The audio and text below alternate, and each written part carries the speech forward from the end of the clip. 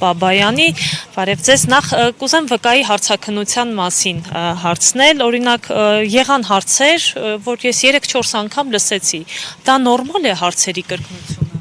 Մեր պատկերացմամբ առհասարակ այս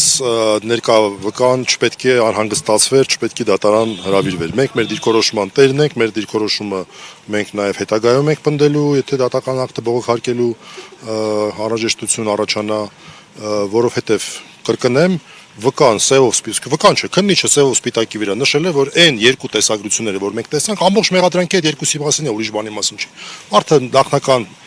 քննության ժամանակ նշել է, որ դա չի տեսել, հիմա էլ հաստատեց, որ դա չի տեսել, եւ թե նման բան, որ լսեր տհաճություն կզգար, թե չէր զգա, դա բացարձակ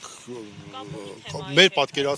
պատկերացմամբ կապ չունի եւ ցանկացածին կարող ենք, այս շենքը մեր դիմացը 4 հարկանի շենք է, բոլոր մարդկանց կարող ենք բերել, ասենք դուք վկա եք, հələ մի հատ նայեք։ Դա վկայի գաղափարի հետ կապ չունեցող բան է, այսինքն վկան այն մարդն է, որը վարույթի համար էական նշանակություն տվյալի է տիրապետում։ Այլ ոչ թե այդ պահին ինքը ինչ-որ մի բան լսելով նա ինչ զգացողություն է ունենում, թե ոչ, հիմա ինչ ասեմ։ Շատ նման է ապացույց ստեղծելուն, էլի, կեղծ ապացույց ստեղծելուն, բերել են դատարանում, ասում կարող ենք չասենք, ապացույց ձևավորելու, որը ոչ վկա հասկացությունը հազարավոր տարիներ բոլորս էլ հասկանում, վկան պետք է ինչ-որ մի բանի տեղեկացած լինի։ Այ եթե մենք բերենք օրինակ ինչ-որ մեկի, որը մասնագետ է,